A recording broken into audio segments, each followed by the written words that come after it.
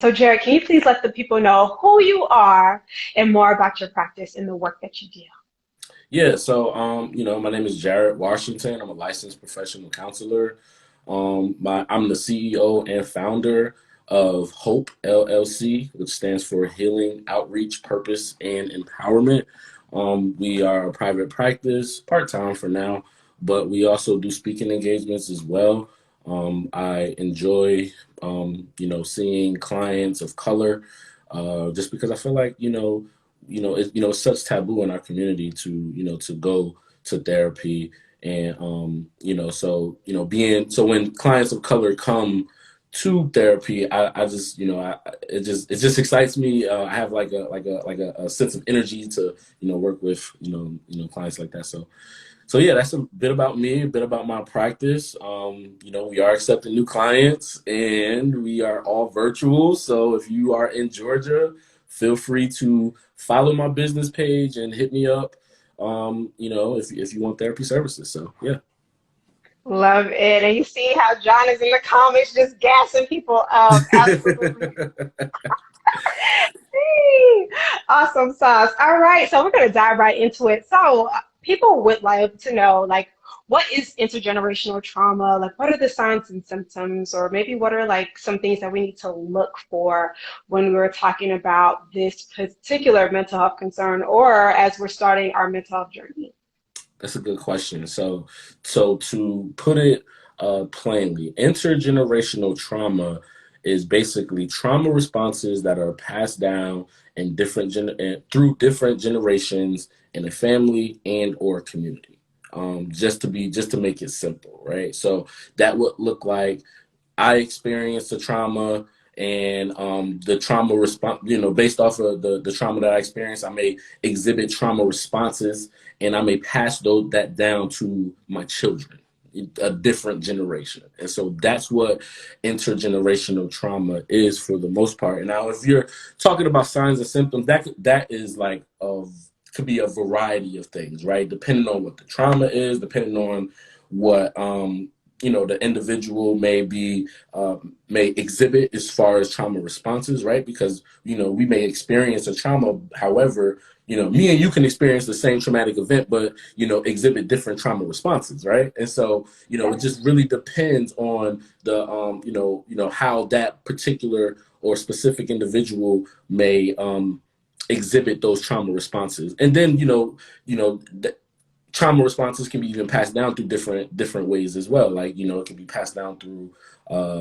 storytelling, or it can be passed down through learned behaviors, what I see, right? And then also can be passed down through our epigenetics as well. So which is basically like inside of our DNA and things of that nature. So that's ways that it can be passed down. The signs and symptoms can be vast, and it could be just vast. So yeah. So and in terms of what to look for, right?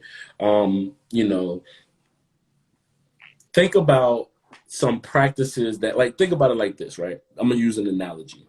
um let's say I was taught by my mother to cook, right? And let's say the my mother was taught by her grandmother, and my grandmother was taught by her mother, and yada yada yada yada yada, right? So now let's say that let's take cooking. Let's say that that's actually a trauma response. So what we can look out for is unhealthy behaviors, unhealthy parenting practices, unhealthy behaviors of parenting. We'll just keep it with that. Unhealthy behaviors of parenting practices that we may see a pattern in our family and through different generations. That's stuff that we can look for, and work on trying to heal from that. Because I saw a meme, and I've been on this meme for a while now. If we can pass down trauma, then that means that we can also pass down healing as well. So Yes. yeah.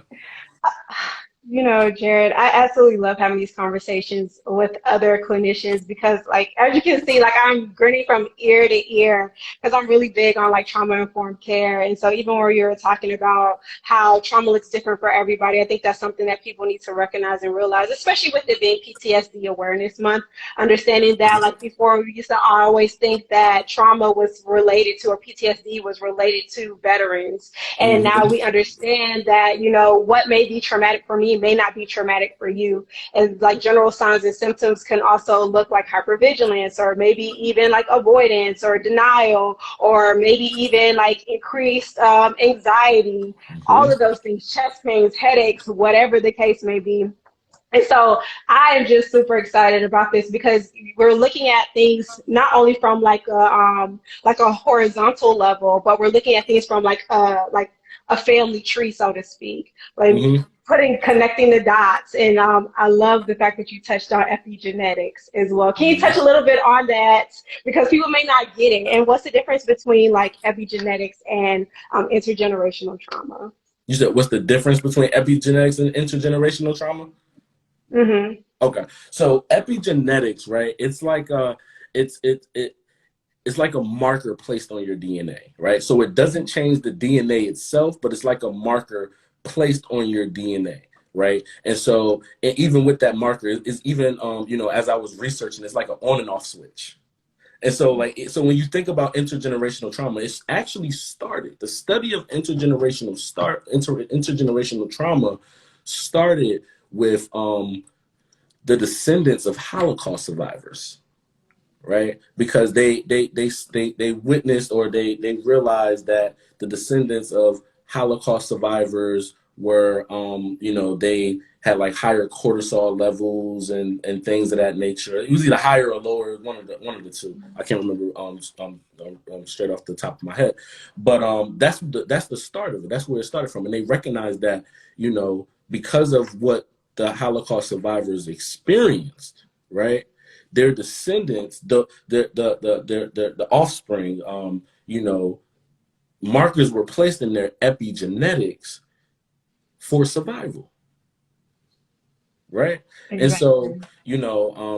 I don't want to jump the gun because I don't want to jump the gun because I could relate this to how it impacts people of color or Black people specifically, right? And so, so I won't jump the gun, but yeah, so that's epigenetics, and so that epigenetic piece, right, is just again another way of how um, intergenerational trauma, or another way of how trauma responses are passed down, right? Definitely. Because yeah. So I'll stop there. All right, but that's a great segue into the next question, right? So we have noticed this research primarily focusing on Holocaust survivors. Now, how does this show up for people of color, especially as we are trying to work on our own personal healing as a culture? So that's where I I don't want to say specialize in, but that's where I focus my research in, right? Or and when I say research, I'm talking about self-education, just Googling stuff and reading articles and stuff. But anyway, how it impacts Black people. You have So let me give this example first, right? You have an individual. Let's just take me for example. For instance, let's say I experienced sexual abuse or sexual assault one time in my life, right? And what typically happens when an individual experiences something like that? Typically there's therapy, right? Support groups, medication if it's needed, right? All of these different things to really start the journey of healing, right? And even with that instance or that experience is still very much so impactful in that person's life. Would you agree? Definitely, yes. Right? Cool. One time, right? How does this relate, or where are you going with this, Jared? So you have chattel slavery, right? And with chattel slavery, you had enslaved Africans experiencing physical, sexual, emotional, mental, spiritual, and cultural abuse, pretty much every day. And when chattel slavery was abolished, there was no therapy, there were no support groups, there was no medication. In fact, there was more trauma, right? And so basically it impacts us because we experience 300 plus years of day in and day out trauma with no space to heal, but in reality, more trauma. And so if that trauma is left unresolved, where does it go? It's passed down. Again, storytelling, learned behaviors, right? Epigenetics. And then I also believe that I think it's worth mentioning, or you have to mention, how those same trauma responses are then reinforced by your current racial traumatic events, like your George Floyd's, your Breonna Taylor's, your mass incarceration, right? Redlining, school to prison pipeline. I mean, I could go on and on and on, right? And so it's reinforced microaggressions. So we experienced this. Our ancestors experienced trauma, and we passed those trauma responses down through the generations within our families and our communities, with, at that time, no true space for healing, and then more trauma, right? That's how it impacts us. I believe that it impacts us so much that pieces of these trauma responses nowadays can be seen or even labeled as a part of our culture, you know? And so that's how I believe intergenerational trauma impacts Black people in America. And this is why I'm so passionate about it, you know, because again, if we can pass down that trauma, then we can become aware of that trauma and these trauma responses, and we can then, in that area, begin our healing process and pass down healing.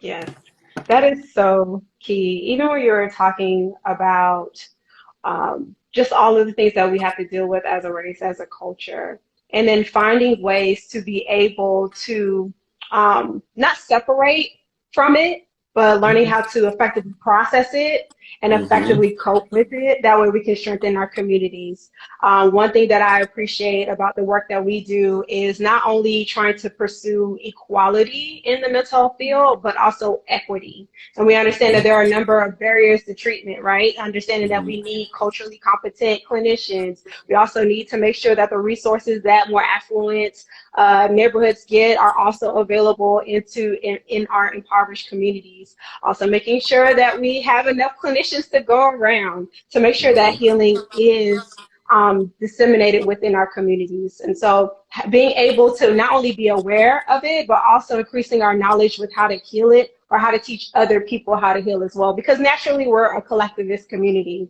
And so we have Mm-hmm. to make sure that we are, like you said, passing those healing strategies on and on. And so as a clinician who specializes in this, what are some practical ways for us to start healing intergenerational trauma? Well, the first piece, and I think you mentioned it, is seeing a culturally competent therapist. I like to think of myself as, you know, I tell my clients this, and I even just posted about this yesterday, I think. I identify as practicing from a social justice lens. You know, I don't just go with the interventions that are given to us, you know, even though they're evidence based, and I'm not knocking it. I'm not even saying I don't use them. I just don't only use them alone, right? You know, as you know, share stories with my clients. You know, I don't just, you know, the ACA code of ethics would say, yeah, just don't share too much or share when needed, right? But people of color, we are more effective when we feel like we can relate to you, you know? And Mm-hmm. so I utilize that in my practice. So I'm going to share stories, and I ask before I do, you know. I ask, I'm like, hey, I'm the type of therapist where I share stories so that we can relate, so that we can build that rapport, you know? And so I tell stories about myself. So that's it. So yeah, seeing that they're a culturally competent therapist, someone that understands and knows the history of the community and understands the experience, right? I also think, sorry, a little nap, but I also think as far as what we can do is trying to identify, and this piece may be hard, right? Because, and I, just like I tell my clients, anything I say is easier said than done.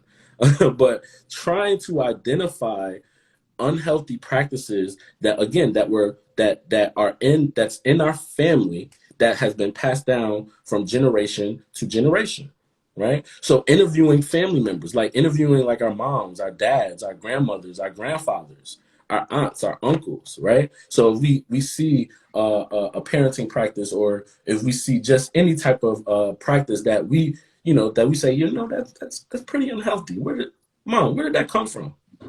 Where did you learn that from? What experience did you have that taught or conditioned you to practice that? You know what I'm The saying? source. Yes. This, yes, the source. Go to the root, right? And then we work to identify that, because once we are aware, then that's when we can start to make the change. And so once we are aware and we identify that is unhealthy, I'm not, so I don't want to pass that down to my children. I'm going to do it differently. I'm going to operate in a way that is a bit more healthier, and this is what it may look like.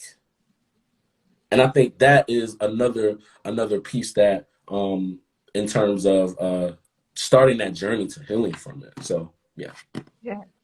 I love that approach, simply because, especially when we're dealing with a lot of clients who might not have ever had therapy altogether or have had like that history of trauma, we understand that people have had to do things in order to survive their circumstances. Now that Mhm. you've made it to this point, you have the choice to continue to want to survive or find ways to thrive.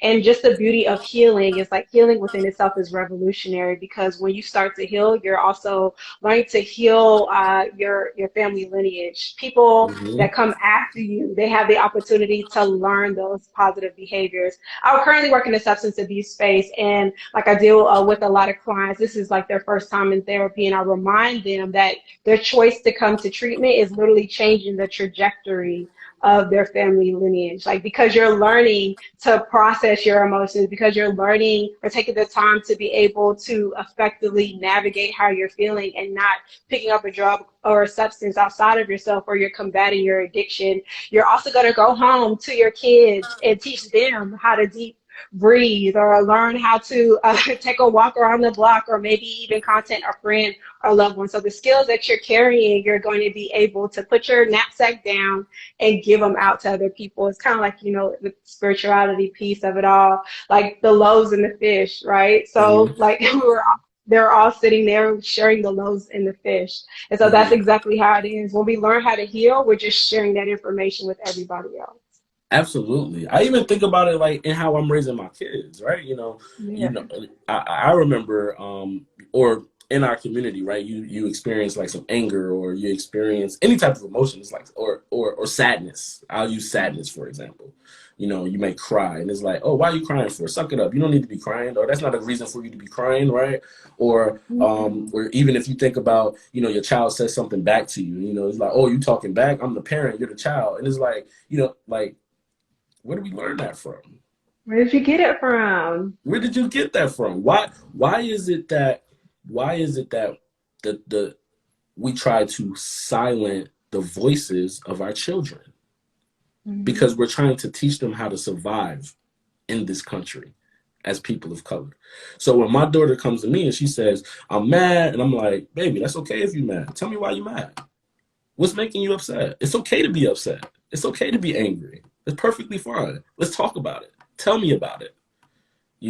Why are you And the crying? beauty of that, like the beauty of that is just the fact that you are teaching her at an early age that it's okay to be a human being, that it's all a part of the human experience. Like, this isn't Mhm. something that she has to compartmentalize. This isn't something that she has to be ashamed of, especially as Mhm. being like a young woman of color, where she may feel like she has to go into the workplace and put on a face or code Mhm. switch and not be her full authentic self. And so thank you so much for your intentionality with how Mhm. you're raising your kids, because you're modeling that behavior. And then ultimately that's the goal for like healing intergenerational trauma, acquiring those skills, learning them for ourselves, and then going on and modeling that behavior for everyone else that's around us. Absolutely. Absolutely. Love it. John said, my aunt grew up not having enough when she cooked. Today she is successful. There's always plenty of food, yet she doesn't eat. Her trauma still tells her it's not enough food. So Wow. she eats less or not at all, or she doesn't have an appetite. And yeah, definitely, definitely. Mhm. I think this week I was talking about like cognitive distortions with like my women's group and whatnot. And I Mhm. think I also like posted this question on my Instagram feed, like what ways of thinking impact the or keep you living in like these levels of dysfunction. And Mhm. even when we're talking about trauma, just like not only changing the way we perceive ourselves, but also perceive our situations and circumstances. Can you talk a little bit about that with like how to, I guess, not necessarily utilize CBT, and for those who aren't in the therapeutic space, like cognitive behavioral therapy, are there any other interventions that you utilize to work through this form of trauma?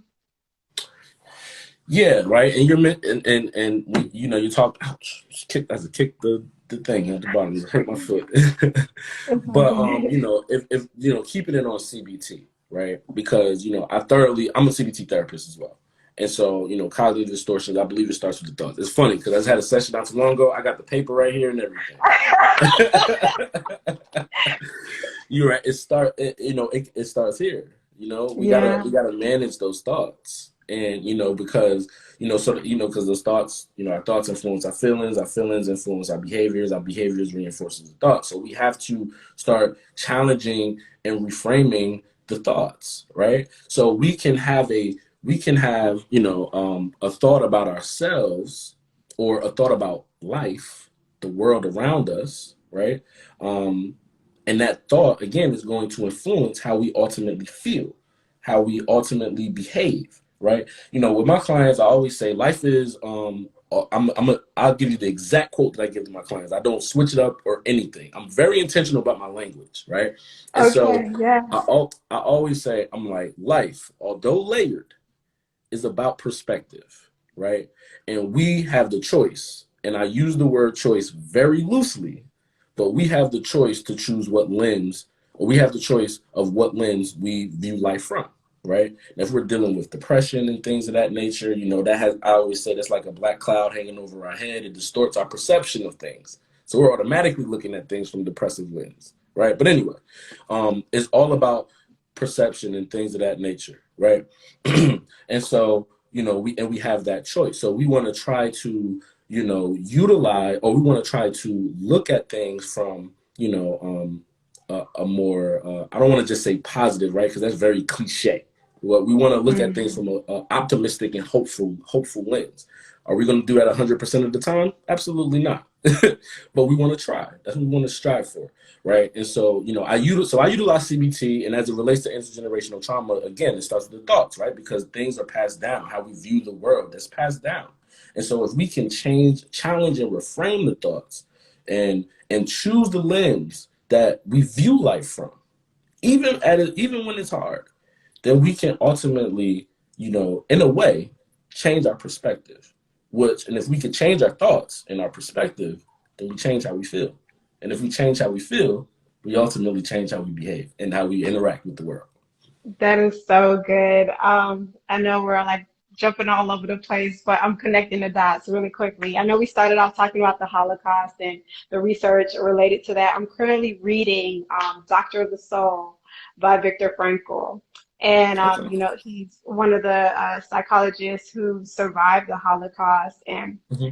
he was just pretty much saying, like, really focuses on logotherapy and Hmm. how, like, the reason why we have a tendency to survive a lot of our circumstances, regardless of how dark and dim that they may be, is because we have this sense of purpose. Mm. And And I just absolutely love that. You find that one thing that anchors you and that keeps you moving, or that keeps you going through life. Mhm. And so, like, even where you were talking about that, like everything in terms of CBT, we're finding that one thing that keeps us optimistic, that helps shift our perspective, that gives us some sense of meaning and purpose and whatnot. And I think that's so important for us to find, because like that's what keeps us on this road to healing, right? That's what keeps Mhm. us continuing to move forward in life. Like, I have no choice but to heal because I know that this is going to bring generational wealth. I have no choice but to heal because like my kids are depending on me to make sound choices, you know? Mhm. So that's, ooh, don't get me started, Jared. Don't get me started. I absolutely love it. But, I do want to talk about like sense of purpose, especially as a male in the US. How can Black men become more intentional with their healing? And like, what are some ways, especially with this being Men's Health Month, what are some ways that they can just become a lot more intentional with tending to their mental health journey?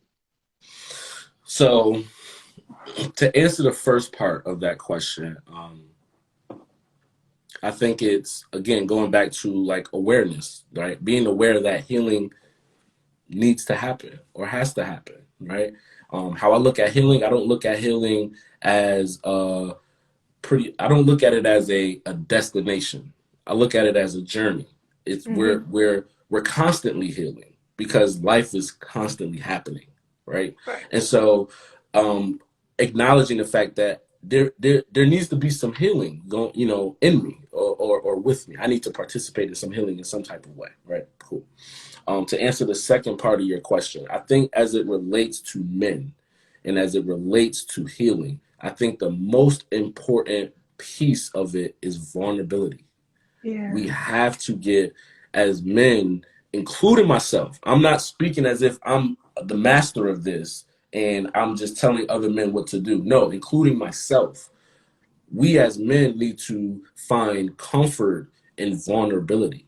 We need to also get to a place where, or find spaces where we can be vulnerable, whether we have to create it, whether we find it with our spouses, our partners, whether we go to therapy. But that vulnerability piece is key because what happens is when we're not engaging in vulnerability, we're engaging in stuffing our emotions down and only allowing the society's acceptable emotion of anger. I mean, of acceptable emotion, which is anger. We're only engaging in that, which is actually a secondary emotion, which means that there's some other emotions that is fueling that anger. And so Right. if we can be able to be vulnerable and understand that vulnerability doesn't mean weakness, but in actuality means strength, means courage. And if we can engage with that, we mentally and emotionally we will be healthier. We will be healing. And so I think that is the key for us as men to engage in that journey of healing is that vulnerability piece is so important.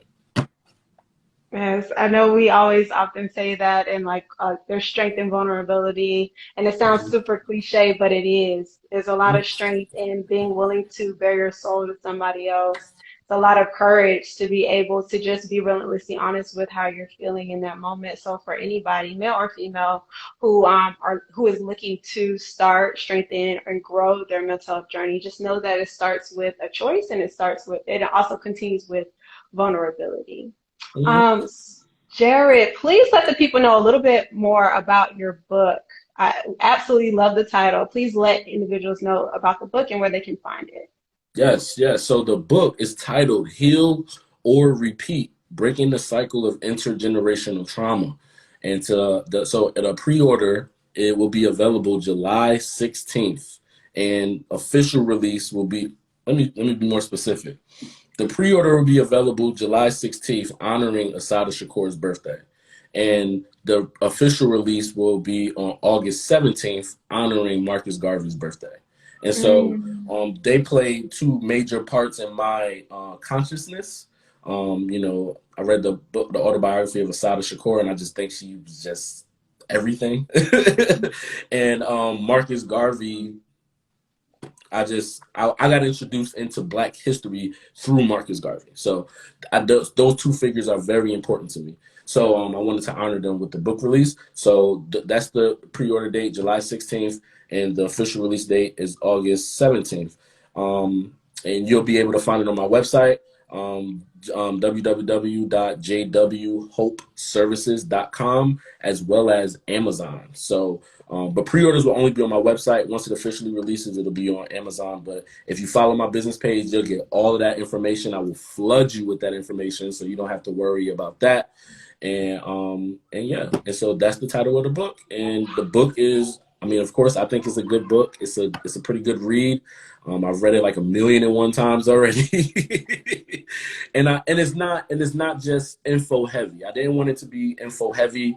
I wanted it to be relatable. Again, we can relate through stories. So each chapter starts off with a personal experience from me, and it's titled after the song, and so that relates to that experience. So that starts off each chapter. So yeah, that's the book. That's a little secret that I told you all. So yeah. Come on, exclusives. Okay. Love it. Yes. For those of you who had any questions, please make sure that you're dropping them in the questions bar because, you know, sometimes the chat is moving and people pop in and pop. John is so funny. He said that my memory is long. That is so true. And I'm very big on like trying to connect the dots and whatnot. So hilarious. But yes, please make sure that you guys go and pre-order. Please, please, please support Black authors and Black clinicians whenever you can. Okay, it's funny because last week I had another clinician of color, Alex Dorsey. He's all the way out in California, and he was just like, if you see a Black male therapist, wave, say hi because there's not many of us. I said, yes, y'all are some unicorns out here. Okay, y'all are some Yep. unicorns. So when you find one, keep them in your pocket. Get on that waiting list now. Okay. Yep. Um, let's Yep. see. Let's see. I see another comment says most men do not want others telling them what to do. I mentor to youth, and it is serious challenge. It is a serious challenge. I share stories which have worked wonders. Good job. And I think, yes, we as a people, we are people of stories. Like that's how our history has been able to been passed down from like generations to generations. Like even with John, who was talking about like his aunt cooking, like recipes have been passed down by generation to generation. So we are just a people of stories and keep those stories alive because as we continue to keep those stories alive, we are saving lives. So that's just something to consider. All right, Absolutely. y'all. Thank y'all so much. Oh, Jared, please let the people know where they can find you, your website, all of that stuff. So Okay? my website is www.jwhopeservices.com. You can also find me on Instagram at j.washington.hope. So that's where you can find me. Follow me. Send me messages if you got questions. You just want to ask me anything. I'm open to it all. I'm pretty responsive. And so, yeah, send me up. Yes, definitely. And please make sure y'all slide in the DMs. I am an advocate of sliding in the DMs, okay? And whatever information that you need. A little disclaimer though, DMs is not a therapeutic alliance, all right? So Mhm. when the messages start getting past 3, I need you to shoot an email. You feel me? But all right, y'all, thank y'all so much for tuning into another Therapy Thursday. Once again, my name is Sierra Hillsman, the founder of Legacy Speaks. And feel free to tune into any other Therapy Thursday that you've seen thus far. They're all in my archives. They're also will be posted on my YouTube channel, Legacy Speaks, as well as the podcast, Legacy Speaks. It's Legacy Speaks, Legacy SPKS on everything. Please make sure that you are registering for Mental Wellness for the Culture Conference. That is this year, July the 24th. Last year it was 2 days and it was simply amazing. This year it'll be 1 day and it's still going to be simply amazing. Actually, it's going to be phenomenal because I always have amazing speakers. So make sure that you're connecting and collaborating. And yeah, that's pretty much it. So as always, please make sure that you are connecting, collaborating, dropping questions, and all that jazz. Thank you so much for tuning in tonight, and have a good night. Have a good night. Bye.